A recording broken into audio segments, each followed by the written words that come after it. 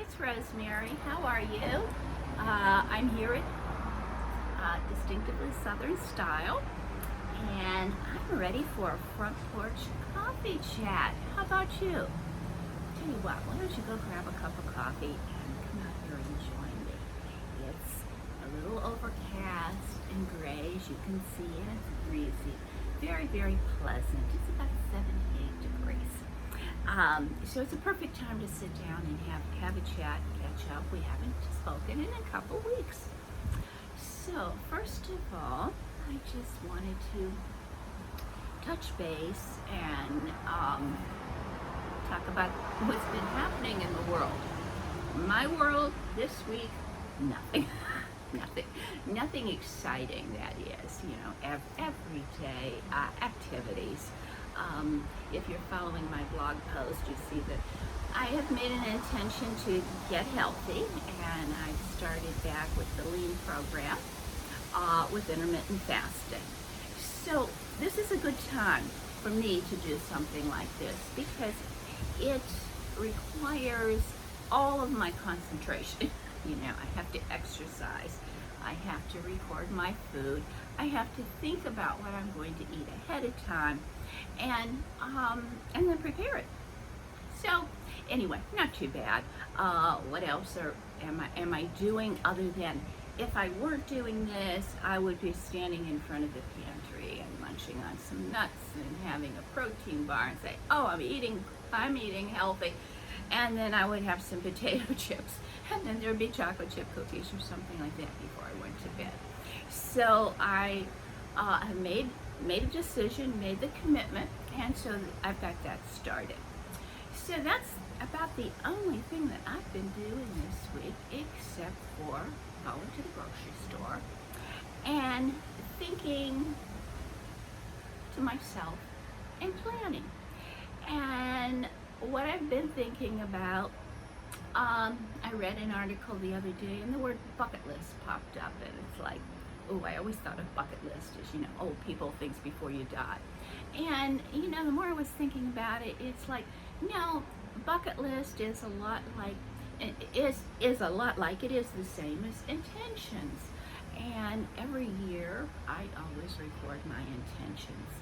I write them down in December for what I intend for the following year. And it's fun to go back and look at them and see if I really accomplished, or if I even want, what I intended in December, come the following December.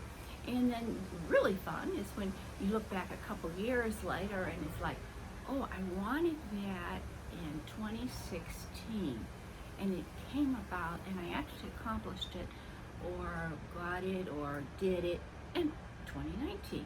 And then you feel really good, because many times we just forget about it. So anyway, with me trying to be creative, I thought, okay, well, I'm going to make a bucket list. I'm going to make a bucket list because I feel like 2020 ended in March, and we have our new normal, and we're going forward with the rest of the year, and we're told, it's going to be totally new. It's going to be something that we haven't experienced before, a whole new way of living, and we know that.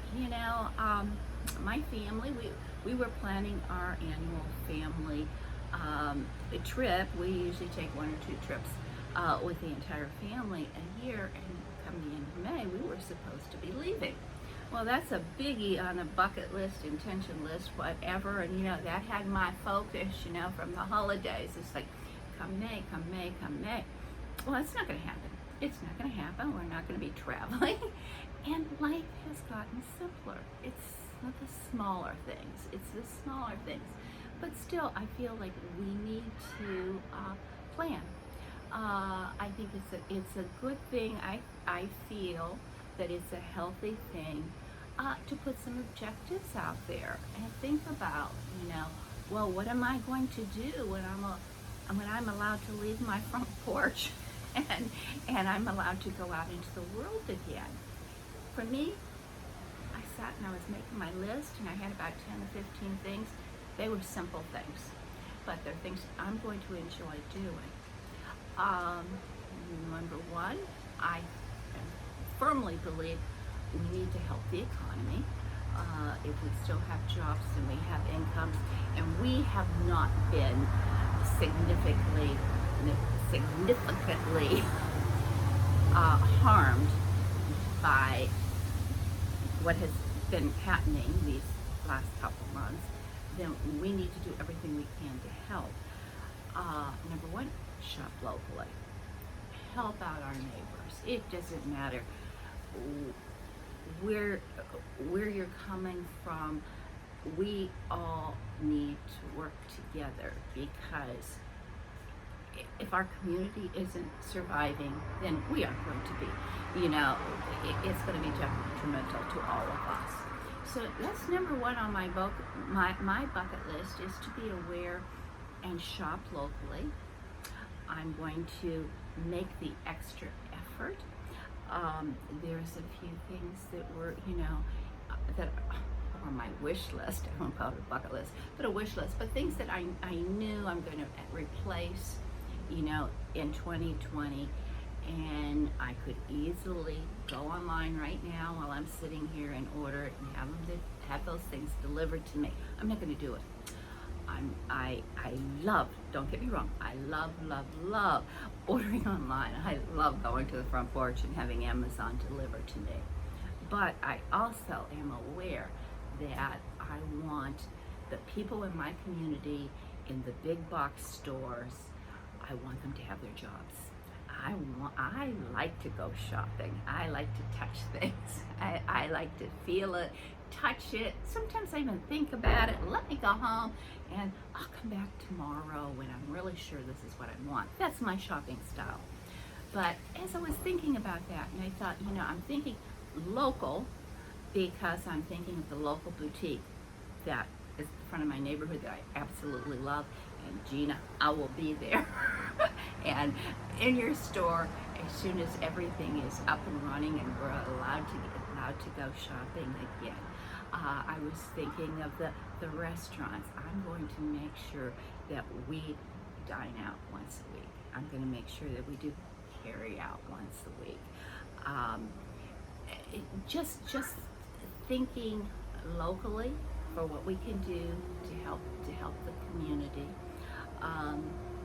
On personal things, I can't wait to get to the hairdresser. I can't get there. I need some more blonde. My brown's coming back in. It's looking mousy. We had in our neighborhood a great new nail salon that was scheduled to open the week, I think it was the week that we went on the stay-at-home program. And it never got to open. It's sitting up front and it's beautiful. It's beautiful. So I plan on going there.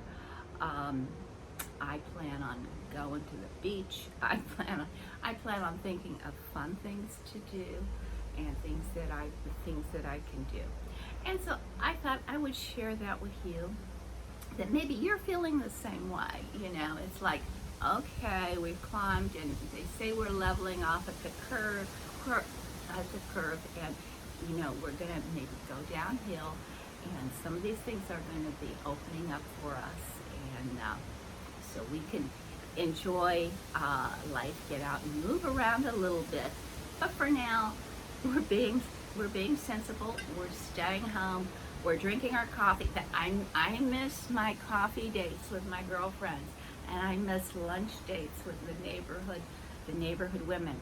I know these all sound frivolous,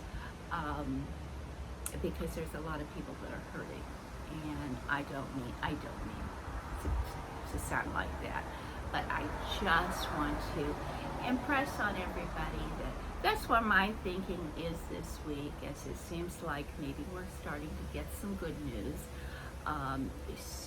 And when we go out, we can't just open the doors and go running helter-skelter everywhere. And it's not going to happen that way.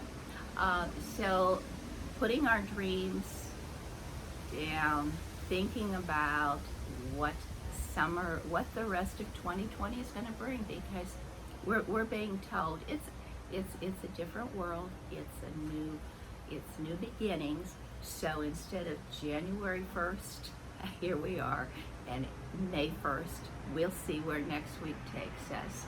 But I hope you enjoyed our little chat, and if you did, be sure and check out the blog, Distinctively Southern Style, and I always post it on there, and things are written out also.